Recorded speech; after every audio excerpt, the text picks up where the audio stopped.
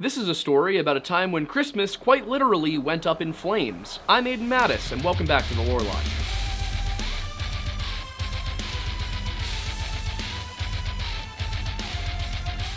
Christmas is one of the most beloved holidays there is, with over 90% of Americans celebrating in some form or another on or around December 25th every year. And for most families, this is a time of comfort and joy, spent with loved ones, and characterized by a season of gift-giving and charity. But that's not always the case, and Christmas is not always a happy holiday, with crimes and unsolved mysteries hitting a weird peak during the Yuletide season. Many famous unsolved mystery cases have occurred around the Christmas season, for example, the appearance of aliens over Warminster, UK in 1964, or the death of John Benet Ramsey in 1996. And among these many intriguing instances is a house fire that occurred in Fayetteville, West Virginia in the early hours of December 25th, 1945. As the story goes, in the aftermath of the fire that destroyed their home, George and Jennie Sodder could only account for 4 of their 10 children. And there's a reason I phrase it like that. That reason is that there were no bodies found in the rubble. And that little fact launched one of the longest-running missing persons mysteries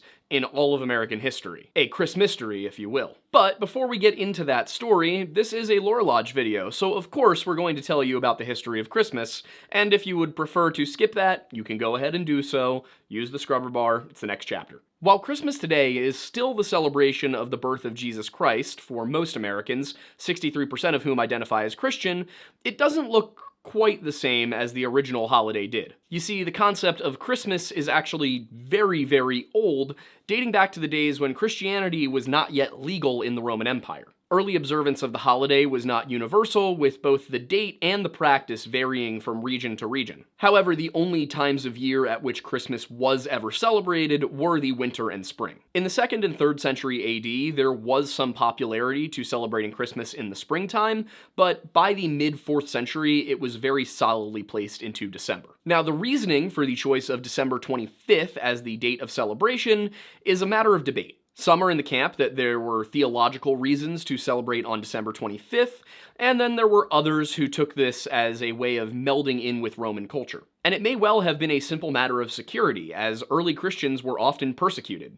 They refused to sacrifice to the emperor, they refused to sacrifice on behalf of the emperor, as the Jews did, and in many cases this did in fact lead to them, getting executed. Now, the thing about Roman persecution of Christianity is that it was rarely imperial. It was rarely an edict sent out by the emperor that Christianity was to be suppressed. Instead, you would have the governor of a province, say Africa, who would decide this is a troublesome foreign cult, and I have plenty of autonomy in dealing with troublesome foreign cults, so I am going to exercise it and do something about this. In some cases, you had governors actually ask the emperor what to do, but for the most part, this was kind of a case-by-case kind of thing. To this end, some have argued that the reason that Christmas was placed on the 25th of December was to match it up with the celebration of the birth of the god Sol Invicta. The Romans had placed the date for this celebration to be on December 25th, so some have argued that Christians, seeing that this was a way to have their feast and not be questioned about it, just decided, you know what, we really think he was born in January, but let's back it up a little bit. Let's put it here, still the same tradition, still the same reasoning, but now we're not gonna get killed for it. On the other hand, it's possible that a December Christmas actually predates the celebration of Sol Invicta. We know that Clement of Alexandria wrote in 192 AD that Jesus had been born on January 6th. Now, that's not quite December 25th, it's 12 days later, but we're getting closer. Following that, at least as early as 221 AD in the writings of Julius Africanus, we get the argument that Christ was conceived on March 25th, which would of course place his birth sometime in late December.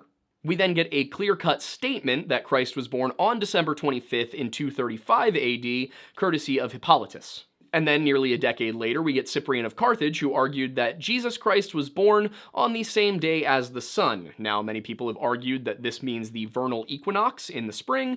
Others have looked at it and said, maybe it's the winter solstice. And adding into the confusion with all of this is the fact that the first mention we get of either of these holidays, Christmas and Dia Natalis Sol Invicta, the first mention of either holiday being celebrated on the 25th of December actually comes from the same document written in 354 AD.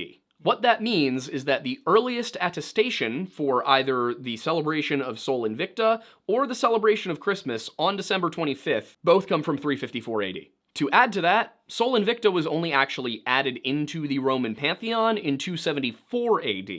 And, as we went over, the date of birth for Jesus Christ was established as December 25th about half a century earlier. So the dating of the birth of Christ as December 25th, in fact, predates the establishment of Sol Invicta as a Roman god in the first place.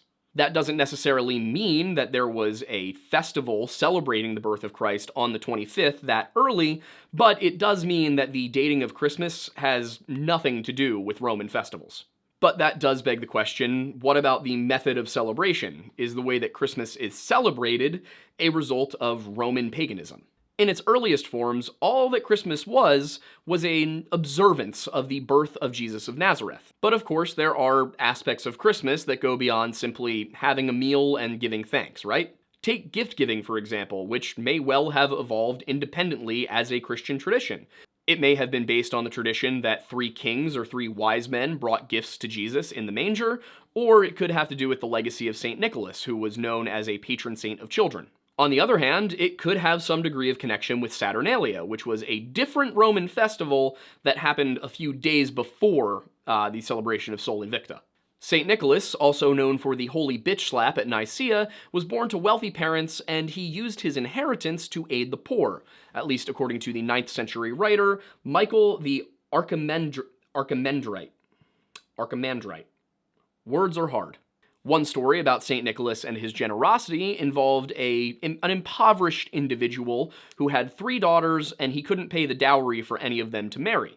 Nicholas, fearing that this would lead them to a life of prostitution, instead snuck towards the window and tossed in a bag of gold, and this allowed the man to pay the dowry of his oldest daughter. But the man, curious about what was going on and where this gold had come from, grateful as he was, wanted to know what was going on, so he waited by the window, and Nicholas threw in another bag of gold, but the man didn't catch him the second time. Only on the 3rd time did the man actually catch St. Nick throwing the bag of gold through the window, and that's just kind of how the story goes. Now, why are there those additional details about the man waiting? Well, how else are we going to know what the story happened if the man never caught St. Nick doing it?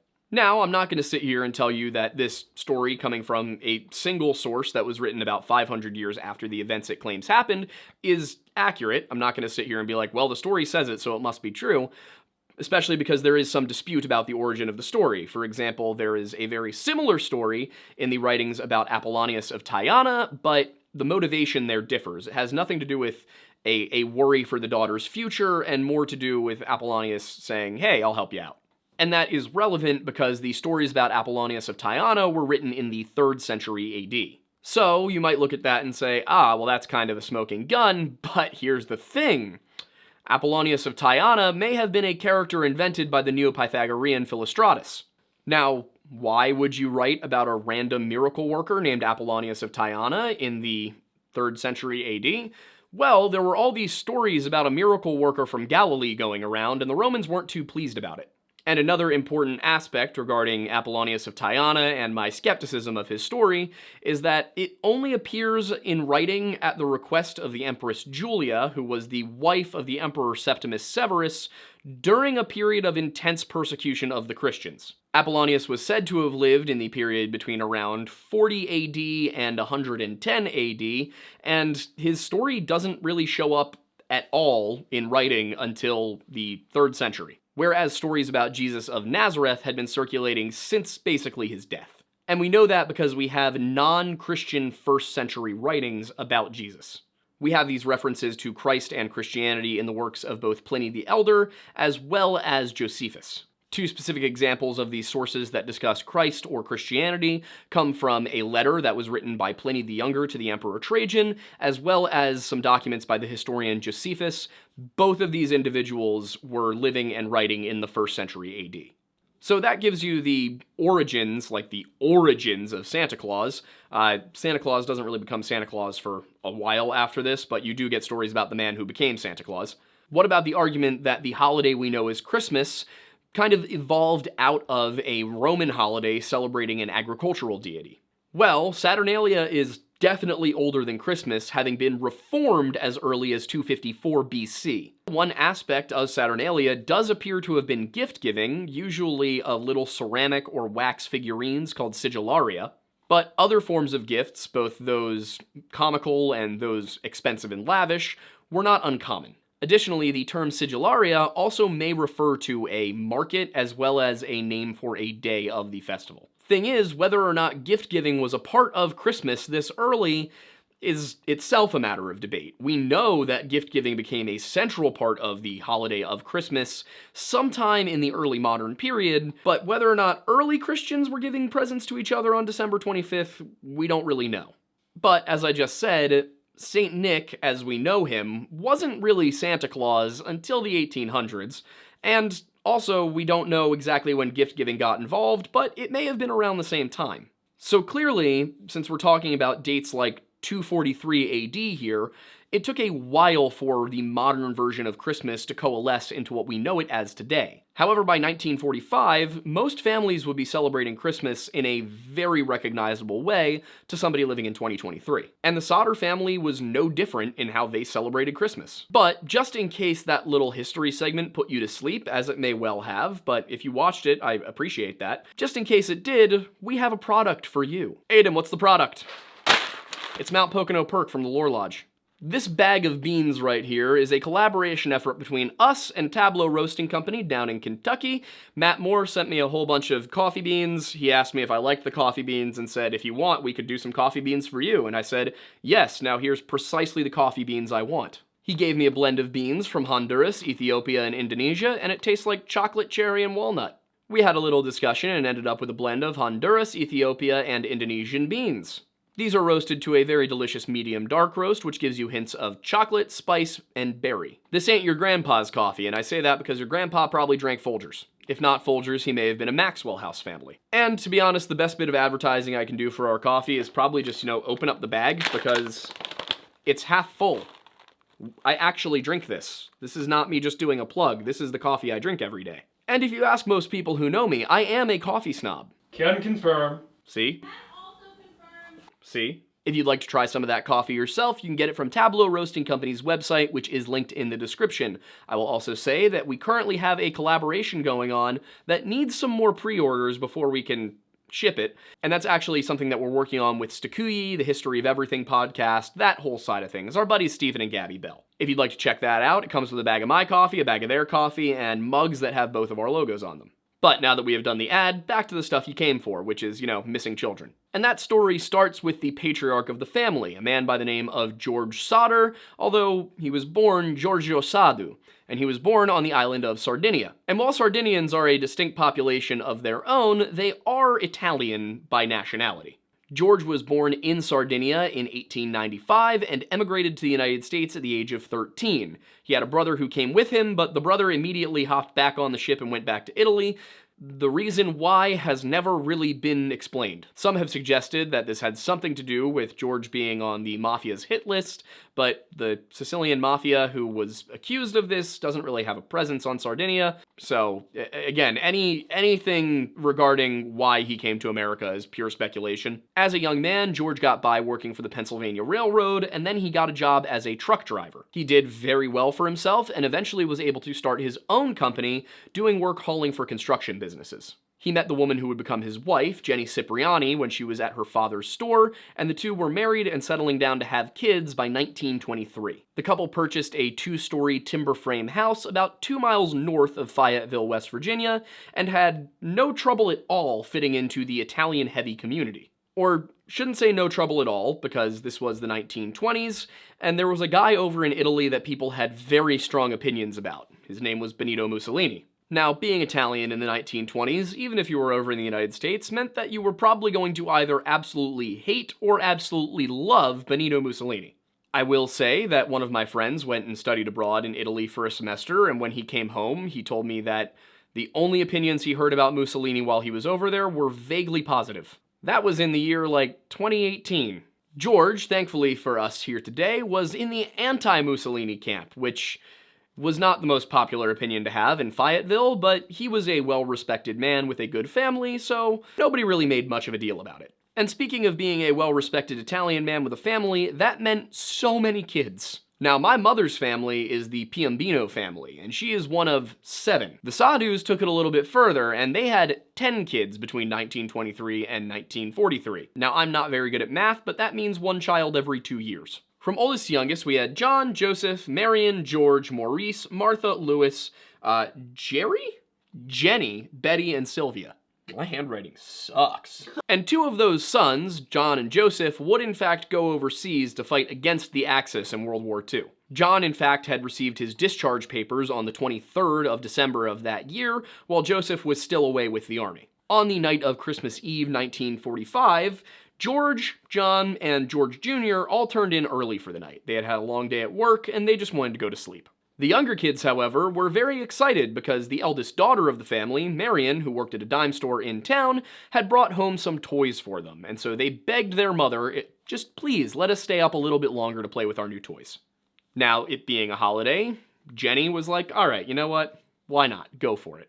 She did take time, however, to remind 14-year-old Maurice and 10-year-old Louis to close up the chicken coop, make sure the cows were fed, and lock all of the doors before you go to sleep. With all of this delegated, Jenny went to bed, and then sometime around 12 o'clock, she was awoken by a phone call. She answered the phone, and she was asked by an unfamiliar female voice if an unfamiliar male name was there. Jenny said, no, this man is not here, and proceeded to go back to bed. On her way back to the bedroom, however, she noticed something. The lights were still on downstairs. The curtains were still not drawn, and the doors, when she went to check, were in fact unlocked, but she saw none of the children. So she simply assumed, oh, well, they've gone up to the attic to go to bed. She just assumed that they had forgotten to do some of their chores, maybe in the excitement that is Christmas Eve, and didn't really think anything of it. Some accounts that I've read even say that Marion was asleep on the couch downstairs, and so that's kind of why she assumed that there was no big deal, and the kids must have been upstairs in bed, but I was unable to find any source for that dating to 1945, or being in the words of anybody in the family. Not saying that source doesn't exist, just I was not able to find it. So, satisfied that the kids had just been a little naughty and not done what they were supposed to do, Jenny went back to sleep, only to be woken a short time later, according to an article from 1968 where she was interviewed.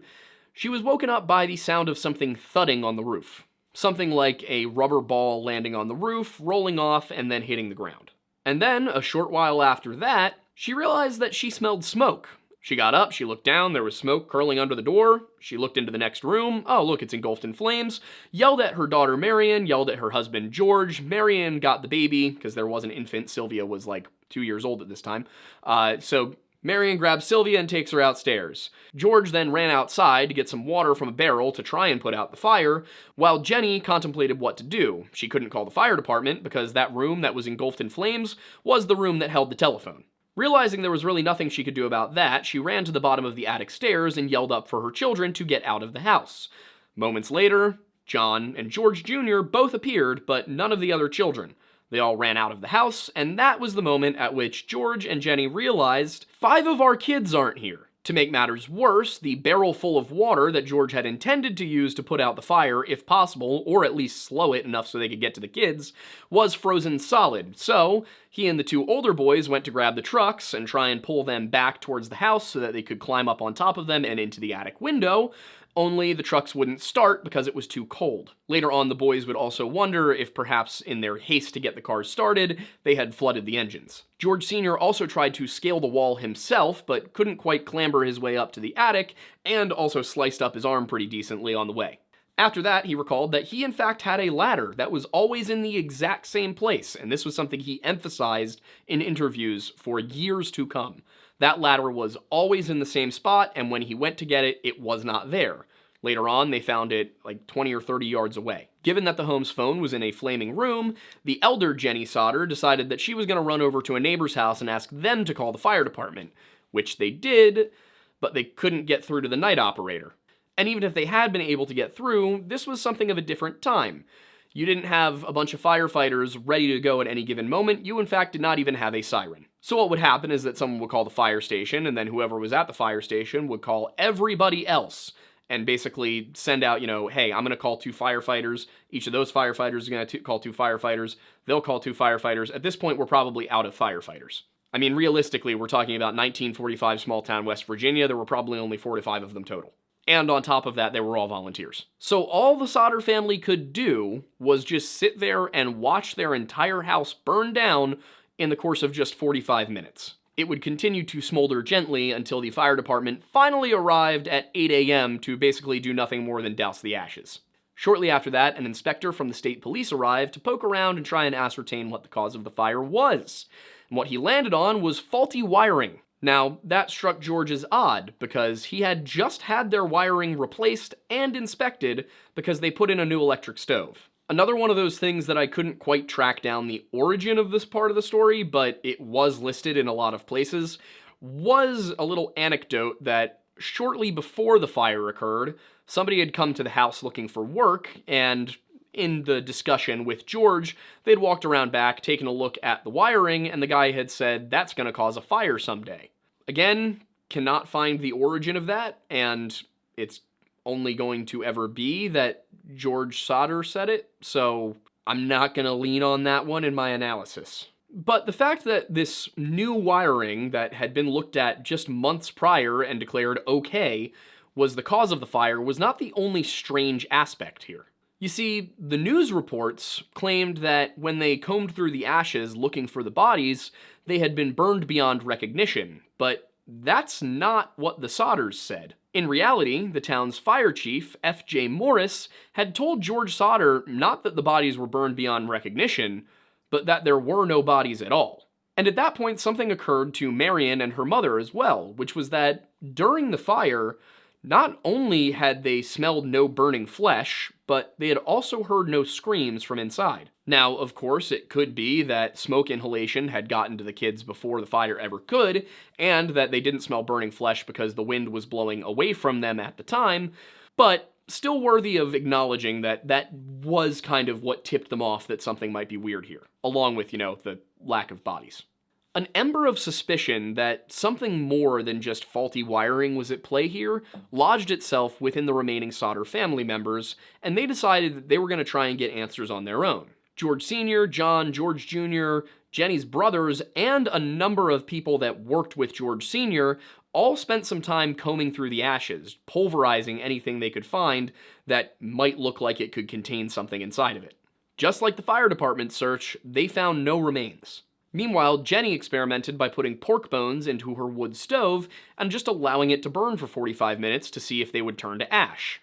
And no matter how many times she ran her experiment, those bones never turned to ash. And she was right to be suspicious, as human bones will only disintegrate into ash at over 1,472 degrees Fahrenheit, while the average house fire burns at around 1,100 degrees Fahrenheit. Additionally, a nearby, very similar home burned to the ground with 7 people in it, and all 7 skeletons were recovered. They also brought a telephone line repairman out to the property to take a look at their phone wires, and what he determined was that the line had not burned away from the house as they originally thought. It had been cut. Considering the fact that Jennie received a phone call at midnight and spoke to a person on the other line, that means the phone line had to be cut the night of the fire, moments before it started. So taking into account the cut telephone wire, the lack of remains, the weird sound that Jennie heard, and the fact that the ladder was not where it usually, not just usually, always was, all of that rolled together just deepened the suspicion. So they had to ask the question, what else was missed here? And they started digging through whatever anecdotes they had, anything that had seemed off in the moments leading up to this tragic event, and they came up with some.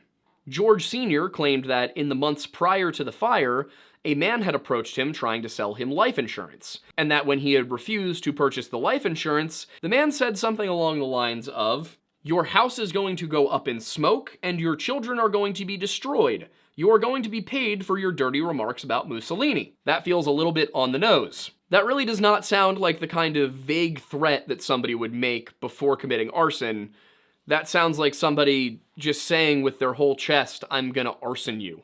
So I will admit, while I'm not skeptical that somebody tried to sell George life insurance, and I'm not skeptical that that person was probably pushy about it, I am skeptical that they said the words, and I repeat, your house is going up in smoke and your children are going to be destroyed. You're going to be paid for your dirty remarks about Mussolini. That is either precisely what was said to George or completely made up.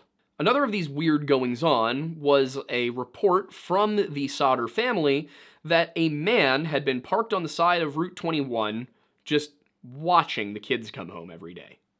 Basically, he would just park out where the kids would come home from school, watch them go into the house every day, every other day, and Jennie never thought anything of it because it wasn't her business what people did on a state road. Different times, folks. Going beyond the weird guy watching the children come home from school every other day was the fact that a late-night bus driver told the Sodders that he saw somebody throwing balls of fire onto their roof, and then possibly in connection to that, young Sylvia Sodder, the youngest child in the family, a few months afterwards was playing in the yard near where the house had stood, and she discovered a little rubber canister with a twist-off cap.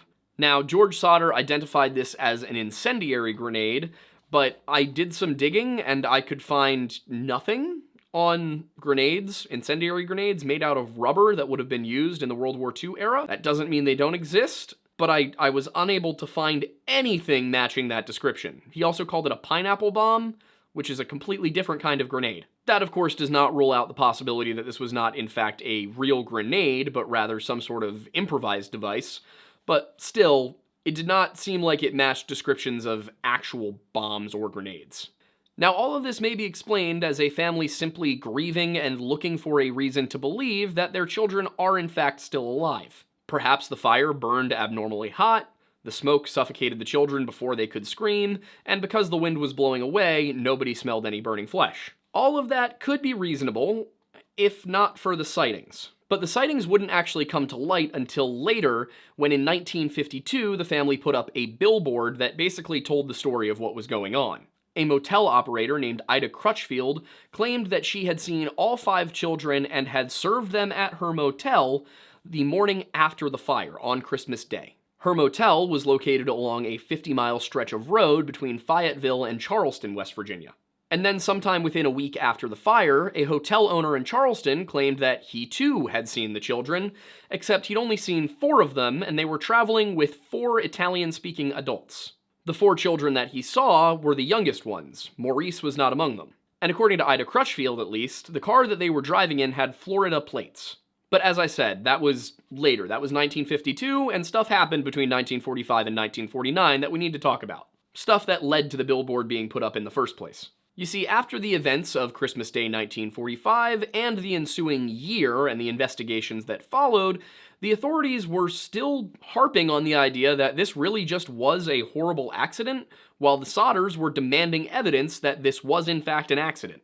So, 3 months after the fire, a local preacher told George Sodder, "Hey, you should look in the in the pit where the house was that you filled in with dirt," because George had filled in the entire foundation with dirt to create a memorial for the children.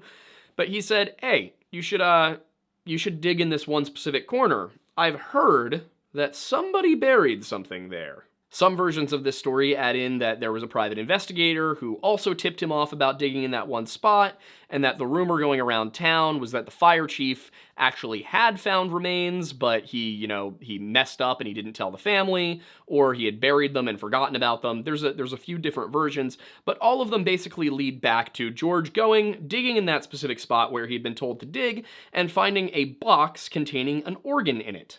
Now, of course, it had been 3 months, and it occurred to George that this organ looked rather fresh. Upon testing, it was determined that this organ was in fact a fresh beef liver, and rumors began to circulate that the fire chief had placed it there, hoping that, maybe if they find some remains, they'll accept that their children are gone. Another angle, another interpretation of the events here is that the fire chief had in fact found remains on the day that they investigated the fire, had failed to inform the Sodder family, that then he had told them that, oh yeah, we actually did find remains. Sodder asked where, so he buried the box. It's hard to say which, but what's very clear is that it was in fact a beef liver. so it wasn't any of the children. It was also way too fresh to have been any of the children, or to have sat in a fire like that and come out the way it did. I don't know if you've ever seen liver cooked, but it doesn't look like fresh liver. And I'm pretty sure an 1100 degree fire would do a little bit more than saute it. If the intention behind this was to plant evidence so that George could accept that his children were gone, it had entirely the opposite effect. So, in 1949, George Sodder hired a work crew to come in and use heavy machinery to excavate the foundation of the house so they could dig through all of the dirt. Now, this is not how you properly do a forensic dig, but considering that the authorities had no interest in doing it, they couldn't really say much. They did go and say, well, we approve of him doing the investigation and we understand why. We really wish that he would do this in a more legitimate way, clearing dirt layer by layer and marking everything and basically running it like an archaeological dig, but considering they weren't willing to do it themselves, there wasn't much they could do. And it was his property. Thing is, what George found in that dirt was less than clear-cut for either side. What he found was 4 vertebrae, which the newspapers reported belonged to a 14-year-old boy, and thus were most likely the remains of his son Maurice. However, that is not what the report actually said. Instead, it suggested that the bones most likely came from somebody of the age of 16 to 17, with the ceiling being the age of 22. The development was beyond what you would expect for a 14-year-old boy. The report did, of course, leave in the possibility of early maturation, but it was decided this is most likely the bones of a 16 to 17-year-old. On top of that, according to the Smithsonian Magazine, which of course is the magazine for the Smithsonian Institute, which is where the bones were tested, they claimed that the report said that there was no evidence that any of those bones had been exposed to fire.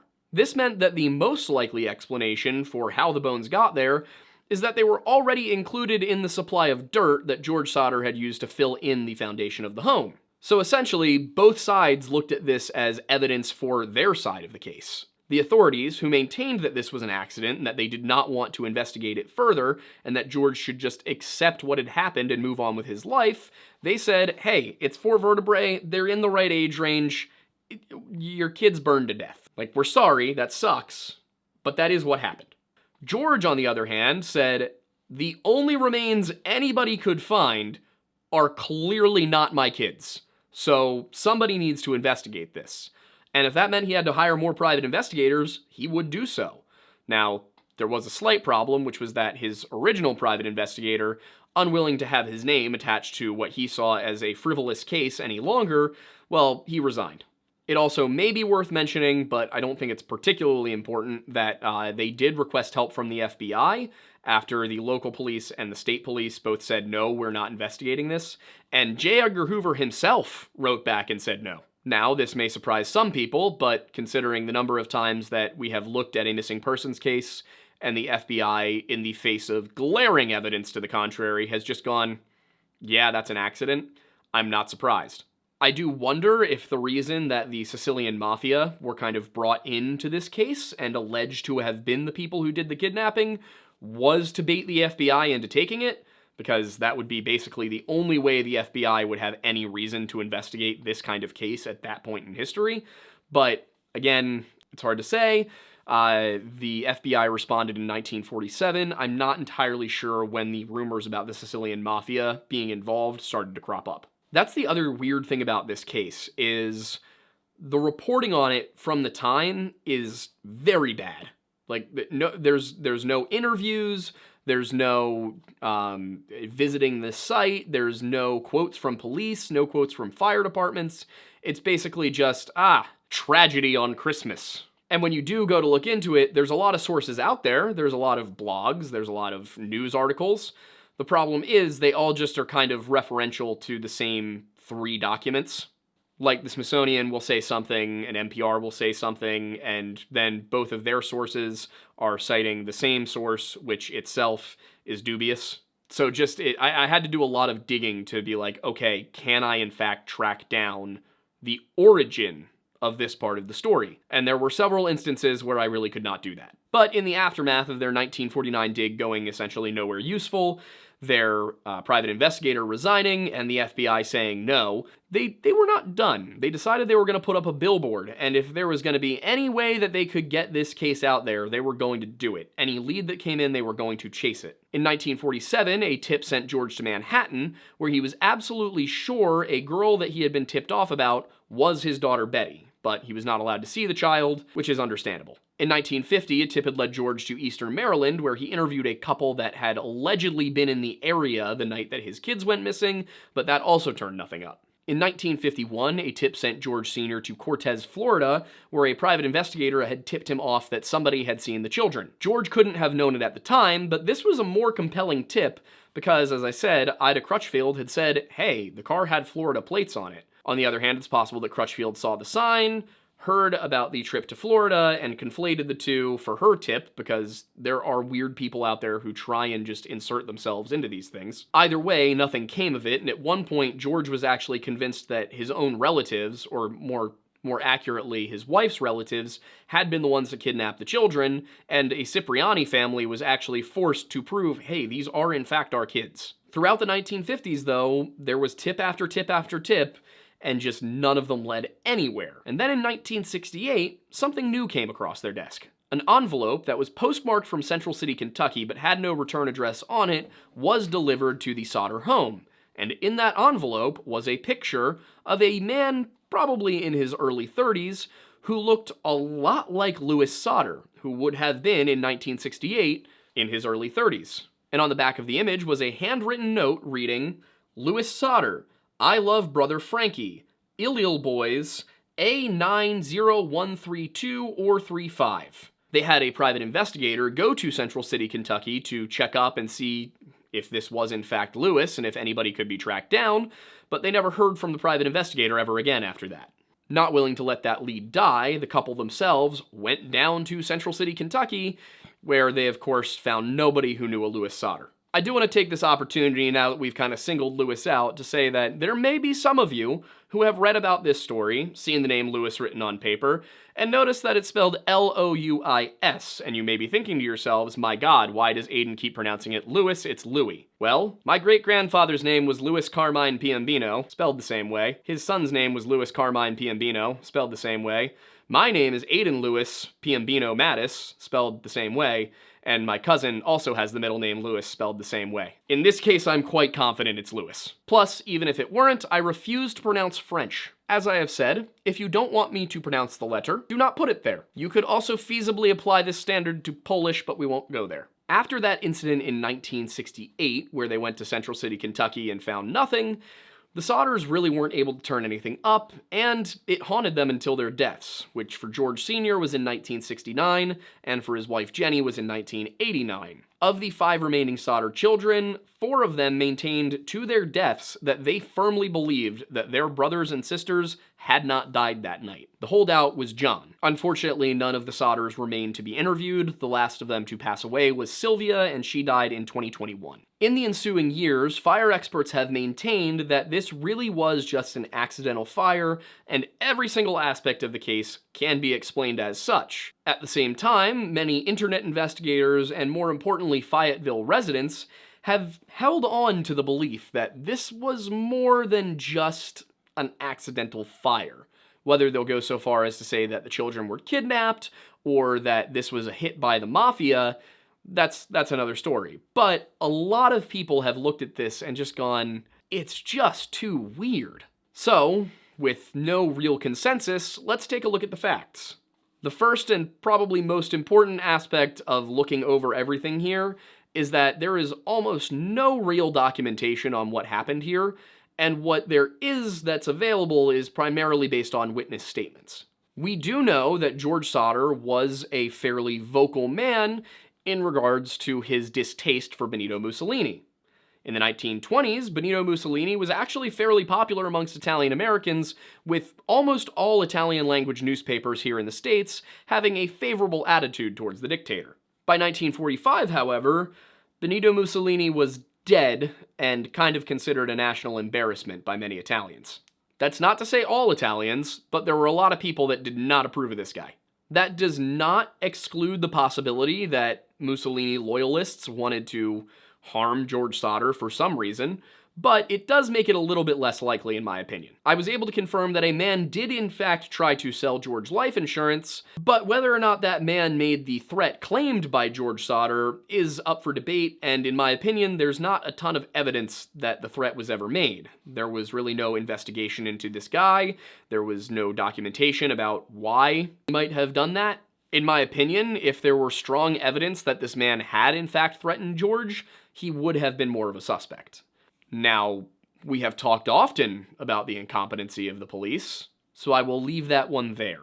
Adding to the intrigue is the fact that John Sodder, the eldest son of the family, told investigators, told reporters, told the fire chief, most importantly, that he had gone in and he had shaken his younger brothers and sisters, trying to get them to wake up when he noticed there was a fire, but none of them would get up, so he had to leave without them. The problem with taking John's account at face value is that George Jr. was in the same room at the same time, and he firmly believed that his siblings were not in that attic. Since the two men were in the same room when all of this transpired, only one of them can be telling the truth. Now, it could be that George Jr. was lying because he felt that he could have saved them and didn't do so.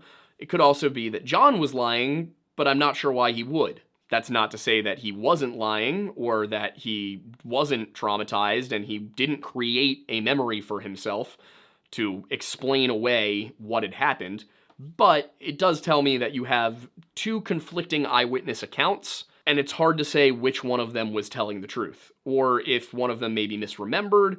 Again, who really knows? But the important part is that both of them were in the room, and neither of them could make a firm statement that could be corroborated by anybody else. Now, the one that really has been sticking in my brain the most for this entire episode has in fact been the cut phone line. I feel like just about every other part of this story can be explained until you get there. Now, a man was arrested for stealing from several properties in the area, and he did confess that it was in fact he who cut the phone line. The problem with that is that there were no other cut phone lines at any of the other houses he had stolen from. It could very well be that he was coerced into confessing to that because the police had nobody else to pin it on. Also, the phone line was up towards the top of the house, towards the roof. So in order to get up there, somebody would have needed, I don't know, a ladder that happened to not be where it always was. There is also the intriguing, albeit based upon witness testimony, aspect of this story that the fire did start on the roof. Now, that part specifically is not witness testimony. That was determined that the fire started on the roof. But what is based on hearsay here is the part where Jennie heard something land on the roof, then roll off, and a late-night bus driver claimed that he saw somebody throwing balls of fire onto the roof of the house. There's also the claim that Sylvia, while playing in the yard, found what appeared to be a used incendiary grenade. I am willing to believe all of that. I'm more skeptical about the grenade aspect because unless it was an improvised device, or a homemade device, I guess you would say, it doesn't sound right, but I will leave open the possibility that it was a homemade incendiary. If not a homemade incendiary, then it could have been that George decided that he would add that little white lie in order to make the story more intriguing because he firmly believed that somebody had in fact set the house on fire. Then there's that photo that was sent to the Sodders in 1968, which allegedly had a picture of Lewis in it. Once again, that message read, Lewis Sodder, I love brother Frankie, ill boys A90132 or 35. Now, Lewis did not have a brother named Frankie. He had an uncle and he had a cousin named Frankie. It is interesting that he said, I love brother Frankie, considering Frankie did live in Florida. If he had somehow ended up in the company of his family, who, of course, then was very clear to George and Jennie that they had not kidnapped the children, but had he somehow ended up in the company of his cousins at a young age, maybe he would have started referring to them as his brothers, and they were in Florida, and the plates were allegedly from Florida, but once again, all of this is based purely upon witness testimonies. So, without any concrete evidence, it's hard to say what that could have meant. As for the rest of the message, nobody has ever been able to determine what ill boys means. It's spelled I-L-I-L, obviously boys is just spelled boys, but nobody can really tell what that was supposed to say. As for A90132 or 35, well, 90132 is a zip code, or I should say was a zip code in Palermo, Sicily. Where the A would work itself into that, I'm not sure. That last bit definitely made people focus in more on the Sicilian Mafia angle, but the thing is, George wasn't from Sicily. He was from Sardinia. And unlike basically the rest of the territories that make up the modern country of Italy, Sardinia doesn't really have a mafia problem. There's a little bit of mafia presence on the southeastern coast, but the rest of the island is pretty mafia clean. Sodder had also left Sardinia at the age of 13, and I'm not really sure what he could have done to piss off the Sicilian mafia at that age. At least not enough to cross the Atlantic, wait 30 years, and then burn down his house. And then there's the fact that the private investigator they hired to look into it just simply vanished. That basically gives you two possibilities regarding what happened here, or at least two that I could say make any degree of sense. Those being that the private investigator went there and met an unfortunate end, perhaps in connection to his investigation into the disappearance of Louis Sodder. Could also be, and I would argue this is probably the more likely outcome of the two, that he was the one that had the letter sent. He was the one that had a picture of a random Italian man who looked like it could be Louis sent, and that he just made off with the money. There's also the fact that a 30-something-year-old Louis, who knew his parents' address, could have written to them with no problem whatsoever. If he was the one who sent that letter, there was no need for him to be so cryptic. In fact, he probably could have even gone to visit them. The only reason he might not do so is if he was somehow in custody, or perhaps in the witness protection program for some reason, which again would make sense if the mafia were involved, but why would the mafia be involved? Over the years, there were a number of other sightings as well of one or more of the children all over the Midwest, South, and East of the United States.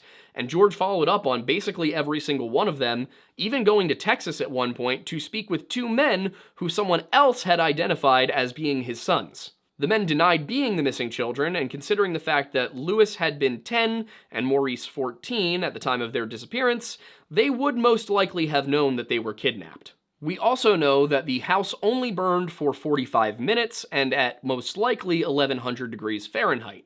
Bones, on the other hand, take over 2 hours to burn to ash, and that's in temperatures exceeding 1800 degrees Fahrenheit up to 2000 degrees. Now, wood fires can burn as hot as 2000 degrees, but this house did not burn long enough for the bones to be disintegrated. We then have the hotel owner and the motel attendant, who both claim to have seen the children within a week after their disappearance, but they only came forward in 1952 after seeing the billboards.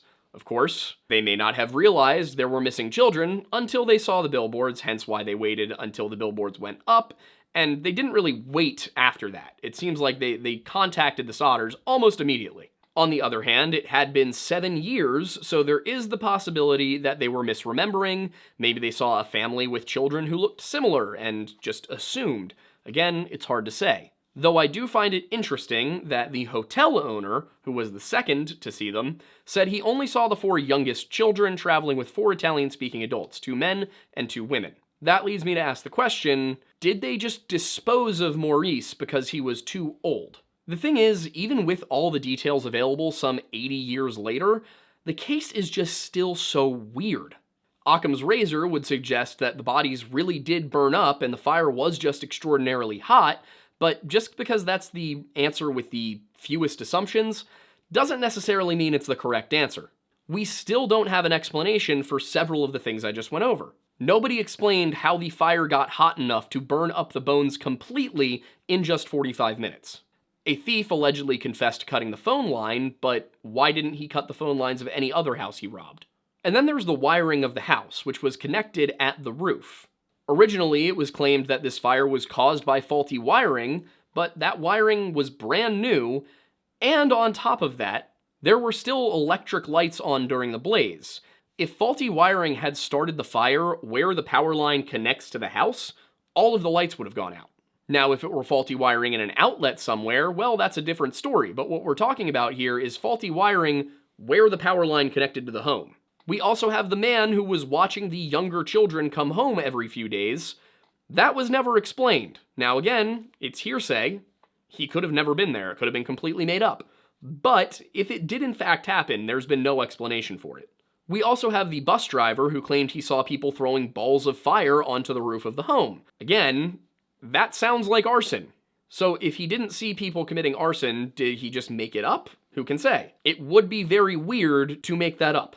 Based on the evidence we have, I am inclined to believe that foul play was involved in this case, whether the children survived or not.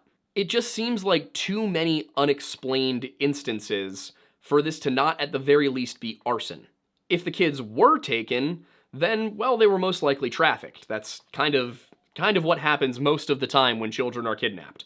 And if the motel and hotel stories are legitimate, that would imply then that something was done to Maurice to get rid of him before they reached Charleston.